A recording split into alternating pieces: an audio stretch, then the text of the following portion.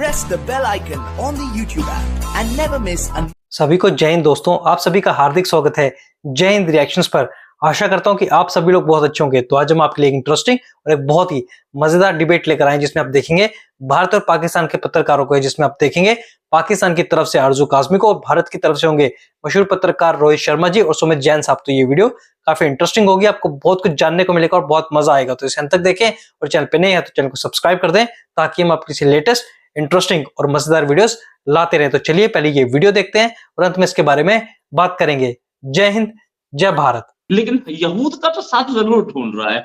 इसी पे बात करने के लिए आरजू काज़मी जी, आरजू जी सीनियर जर्नलिस्ट हैं पाकिस्तान की। आप सीनियर बोले ना बोले, मुझे लगता है कि मैं बोल ही देता हूँ क्योंकि मैं ना इनका दिल नहीं तोड़ना चाहता। कई बार मुझे बोल चुके मुझे सीनियर मत बोला करो। तो आरजू जी, क्या यहूद जो है उसी से पैसा मांगने के लिए वहां पहुंच गए हैं पाकिस्तानी डेलीगेशन, और किस मुंह से अब ईरान का सपोर्ट किया जा पाएगा? सर यही मुंह लेके सपोर्ट करेंगे? क्या मतलब है, मुंह बदल कर आए क्या? मतलब समझ नहीं आई मुंह में क्या प्रॉब्लम है? नहीं, टीका लगा के चले जाते हैं। मैं टीका भी रखती हूँ लेकिन आप लोगों के शोर मचाने की वजह से मैं पहन नहीं पाई। तो मैं पब्लिक को दिखा दूं मेरे टीका नहीं, बिल्कुल लगा के देखो मैडम, मजबूत टिकाऊ। मैंने सामने ईद बाजार लगा था वहां से लिया। खैर एनीवे, मैं नहीं सर यही मुंह लेके जाएंगे चोर क्या? बाजार से? चोर बाजार से नहीं, ईद बाजार से। अच्छा, मुझे लगा चोर बाजार से लिया। मैंने कहा अच्छा ठीक है जी, हो गया, चोर बाजार से लिया होगा। हमारे मोहल्ले से ये वाला चोरी, हमारे मोहल्ले से ये चोरी हुआ था कहीं से, वो पता लगे वहां पहुंच गया। ये वही है सर, वो मुगल जो छोड़ गए थे ना, वो कौन सा हीरा था जो आप लोगों का इंग्लैंड वाले ले गए? ये उसी का छोटा भाई है जिससे ये बनाया गया। जी कोहिनूर हीरा, कोहिनूर हीरा। गूगल छोड़ के नहीं गए थे, हमारे से चोरी किया था रोड पे। वो तो गधों पे आए थे खाली हाथ। तो सर जाते हुए पता नहीं इंग्लैंड वालों को क्यों दे गए। मगर ये जरूर है कि वो आईएमएफ की बात कर रहे हैं तो सर आईएमएफ बिल्कुल यही मुंह लेके गए हैं और जाते रहे। उनको भी अब आदत पड़ गई, इसीलिए तो हमने फाइनेंस मिनिस्टर चेंज किया है ताकि कोई नया आए। वरना आपको पता है कभी इसाक डार और कभी असद उमर, सेम वही शक्लें जा रही थी। तो हमने कहा चलो कोई नया लाते। वो भी इम्पोर्ट किया गया बाहर से, उसको लाया गया और उसके बाद मोहम्मद औरंगजेब जो है फिर उनको वापस भेजा गया आईएमएफ से बात करने। तो जाहिर है आईएमएफ को भी आदत है और पाकिस्तान को तो आदत पड़ ही चुकी है जगह जगह जाके मांगने की। हमें तो काम वाम की आदत है नहीं आप लोगों की तरह के, कभी चंद्रयान पे काम कर रहे हैं तो कभी कुछ कर रहे हैं।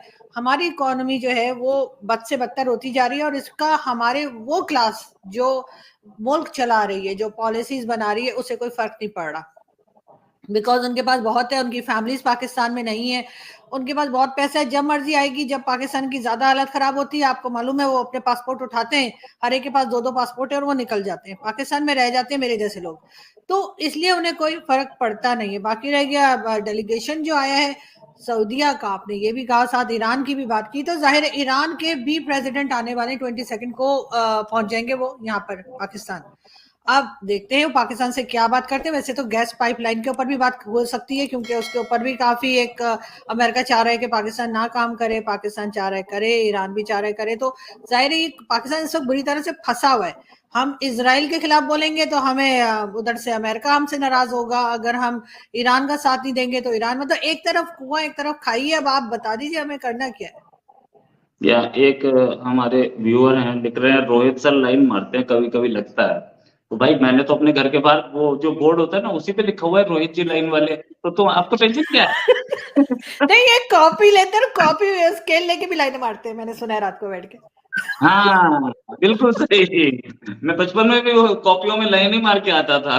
अच्छा करो जो समय जैन साहब, क्या एक ऐसी सिचुएशन जहां बहुत ही मतलब पाकिस्तान फंसा हुआ है, एक तरफ मुस्लिम उम्मा, एक तरफ यहूदी और यहूदीज hold the money, Pakistani government के सामने कोई पसोपेश नहीं दिख रहा? रोहित भाई, इन्होंने देखो सॉल्यूशन तो बहुत अच्छा ढूंढा हुआ है। पहले इन्होंने डर का सहारा लिया तो डर को भेज दिया, तो डर कुछ कर नहीं पाया।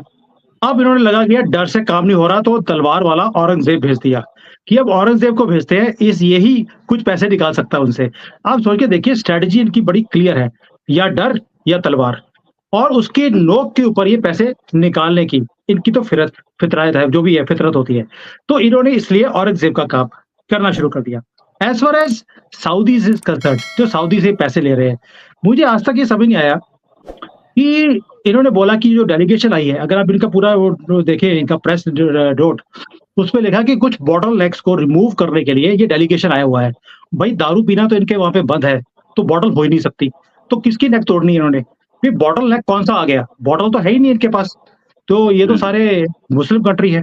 तो मुझे आज तक समझ नहीं आया कि ये कैसी बातें करते हैं और बॉटल नेक की बातें कर रहे हैं, वो भी मुस्लिम कंट्री के अंदर, इस्लामिक कंट्री होके बोतल की बात कर रहे हैं। तो एक तो यही मुझे इनका उसका जो है ना, जो पर्चा आया था इनका प्रेस नोट, उसी में मुझे लोचा लगता है कि मुझे लगता है कि इनको लगता है कि सऊदी वाले हो सकता है बोतल बोतल पी के कुछ ना कुछ कर जाए और हमारी डेक के ऊपर कोई हार, जैसे इन्होंने वो चोर बाजारी से लिया ना वो झुमका जा ऊपर लगाने के लिए, वैसे ही कोई वो भी नेक में कोई हार होल डाल जाए। तो एक तो इनकी फितरत ये वाली है कि सऊदी अरेबिया वालों को बेवकूफ बनाने का। अब बेवकूफ कैसे बना रहे हैं? अब तो सोचिए, इन्होंने सऊदी को बोला कि यार हमारे पास कुछ माइंस है, वो हम आपको देने को तैयार है, आप अपनी इन्वेस्टमेंट्स हमारी माइंस में करिए। बहुत अच्छी बात है। और सऊदी अरेबिया वाले भाई बड़े खुश होकर पूरी डेलीगेशन लेकर इनके यहाँ पहुंच गए। ओ भाई, वो जो माइंस है वो तो चाइना को ऑलरेडी बेची हुई है, टीटीपी को भी बोल दिया तुसी भी ले जाओ, आईएमएफ को बोल दिया तुसी भी ले जाओ, वर्ल्ड बैंक को भी गिरवी रख दिया, वो सब कुछ तो गिरवी रखा हुआ है। वो सऊदी अरेबिया को क्या दोगे आप? मुझे उसकी बात समझ नहीं आई। और उनका जो आया ना वो एफएम आया, इनको लगा कोई एफएम रेडियो आ गया जो आगे बड़े बड़े अच्छे अच्छे गीत सुनाएगा, इनके यहाँ पे झोलियां भर देगा, तो इनको लगा कोई एफएम रेडियो आया। ओ भैया, वो फाइनेंस मिनिस्टर है, उसको फाइनेंस मिनिस्टर बोलते हैं, वो एफएम रेडियो नहीं है जो आपको अच्छे अच्छे लतीफे सुनाएगा, चुटकुले सुनाएगा और आप खुश हो जाओगे। वो पहले खुश हो लगे कि यार वो एफएम आया है। ऐसा नहीं है मैडम, वो फाइनेंस मिनिस्टर है। अब डेलीगेशन का देखिए, सऊदी अरेबिया की भी जो सीरियसनेस है वो कितनी है। पाकिस्तान में डेलीगेशन भेजी, उस पे एक बंदा एक आदमी आया है, उसका नाम है बंदर। भैया पाकिस्तान में बंदर भेजने का रीजन क्या है, मुझे समझ नहीं आई। तो आप उसी से सीरियसनेस समझ सकते हैं कि वो पाकिस्तान में बंदर को भेज रहे हैं कि भैया इनको बेवकूफ बनाने के लिए यही ठीक है, वो आगे थोड़ा सा कुछ करेगा, ये बदारियों की तरह खुश होते रहेंगे वहां पे पूरा जमगढ़ लगा के, बस और कुछ नहीं होने वाला। इतना अंडर एस्टिमेट मत कीजिए। आज की डेट लिख लीजिए, आज का दिन लिख लीजिए, मैं गारंटी देती हूँ एक दिन हम भारत से भी पैसे निकाल के दिखा देंगे और बोले, बाकी लोगों को तो हम करते ही रहे। मैं जब तक अभी चैलेंज फेंक रही हूँ, मैं चैलेंज फेंक रही हूँ कि हम भारत से भी पैसा निकाल लेंगे। लेकिन बात सारी ये कि सर देखें, मैं आपको एक सेकंड मैं आपको बताऊं पहले, ये भी एक जर्नी की गारंटी है, जैसे मोदी की गारंटी होती है। आपकी तो इमरान खान वाली गारंटी लग रही है मुझे, या शहबाज शरीफ वाली गारंटी है, या वो बिल्लो रानी की गारंटी लग रही है मुझे, जिसकी कोई वैल्यू नहीं है।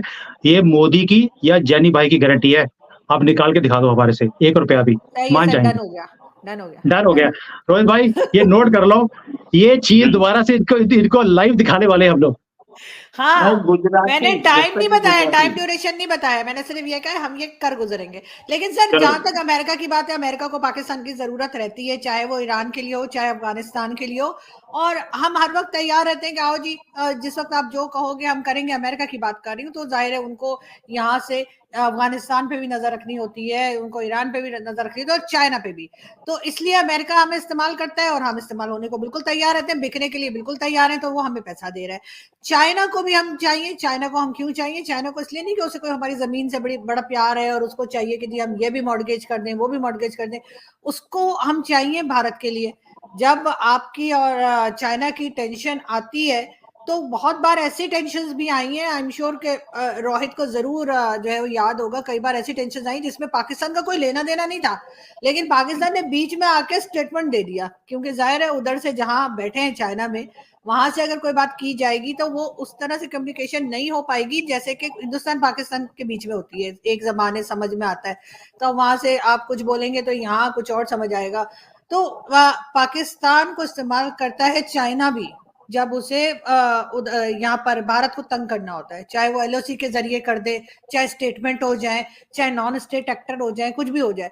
तो पाकिस्तान की एक इम्पोर्टेंस है, रहेगी, और अनफॉर्चुनेटली इसी वजह से हमारे जो कंट्री लोग चला रहे हैं, जो पॉलिसी मेकर्स हैं, वो समझते हैं कि यहाँ पे फैक्ट्रीज खोलने की जरूरत नहीं है, यहाँ पे एनर्जी सेक्टर में काम करने की जरूरत नहीं है, क्योंकि उनको इन सारी 2 नंबरियों से पैसा आ रहा है, जो नहीं आना चाहिए। What I feel as a Pakistani, मैं समझती हूँ ऐसा नहीं होना चाहिए, बल्कि यहाँ पे जो लोग हैं, जो बाकी कंट्रीज, एक नॉर्मल कंट्री जो होती है ना, हम लोग नॉर्मल कंट्री नहीं है, हम शायद बने भी नॉर्मल तरीके से ही थे, तो इसी वजह से हमारी क्रिएशन जो थी वो अभी तक हमारे अंदर है। तो हम वो नॉर्मल तरीके से जो कंट्रीज चला करती हैं, कमाती हैं, काम करती हैं, पाकिस्तान उसके तरफ गया ही नहीं। हो सकता है कभी शुरू में कभी थोड़े टाइम के लिए गया हो, लेकिन जहां तक मैंने पढ़ा है तो वो फर्स्ट प्राइम मिनिस्टर जो थे लियाकत अली खान, उन्होंने भी जाकर अमेरिका से पैसा मांग लिया था। तो हमारा तो शुरू से ये सिस्टम चला आ रहा है और हम उसमें इतने ज्यादा हो गए, ये चीज कम होने के बजाय अनफॉर्चुनेटली बढ़ गई है।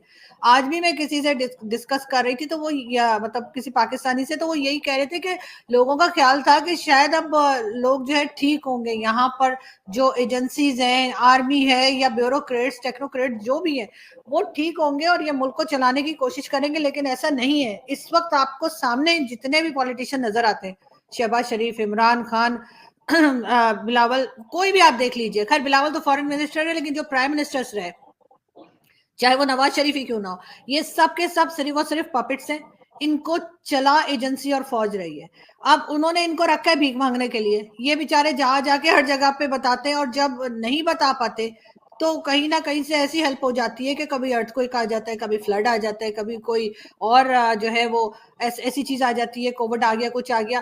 तो ऐसा नहीं कि पाकिस्तान में लोग काम नहीं करना चाहते, ऐसा नहीं, पाकिस्तान में लोगों को बहुत अच्छा लगता है कि हम लोन ले रहे हैं, लेकिन जो लोग ले रहे हैं उनको बहुत मजा आ रहा है। वो बैठे बैठे उनकी प्रॉपर्टीज पूरी दुनिया में बन रही है, बैठे बैठे उनके पास बहुत पैसे, सब कुछ कर सकते हैं, कोई कुछ बोले तो उसका मुंह भी बंद करा जा सकता है, बहुत कुछ होता है। तो इसलिए इस वक्त पाकिस्तान को ठीक करने के लिए मुझे तो कोई दिखाई नहीं दे रहा। मुझे कोई कुछ किसी से उम्मीद नहीं है, किसी पॉलिटिकल पार्टी से उम्मीद नहीं है, इसलिए कि जो लोग ये सब कुछ कर रहे हैं उनको ठीक करने के लिए कोई नहीं है। सब उन्हीं के आगे हाथ जोड़ देते हैं, सर हमें प्राइम मिनिस्टर बना दीजिए, इनको हटा दीजिए, हमें ले आइए। तो अब ये कोई ऐसी बात नहीं जो मैं कोई नई बात बता रही हूँ, किसी को पता नहीं, सारी दुनिया जान गई है। दोस्तों आशा करता हूं कि वीडियो को आपने अंत तक देखा होगा और हमेशा की तरह इन तीनों का डिस्कशन आपको काफी पसंद आया होगा और इस वीडियो में आपको बहुत कुछ जानने को मिला होगा और ये वीडियो आपको काफी एंटरटेनिंग लगी होगी, जहां पे इन तीनों ने ना सिर्फ बात की हमारे प्यारे देश भारत के बारे में, बल्कि चर्चा की पाकिस्तान और जियो पॉलिटिक्स के बारे में और कुछ हंसी मजाक भी किया। तो आशा करता हूं वीडियो आपको काफी अच्छी लगी होगी। अगर आपको वीडियो पसंद आई है तो इसे लाइक और शेयर जरूर कर दें और अपने विचार हमें कमेंट सेक्शन में लिखकर जरूर बताएं।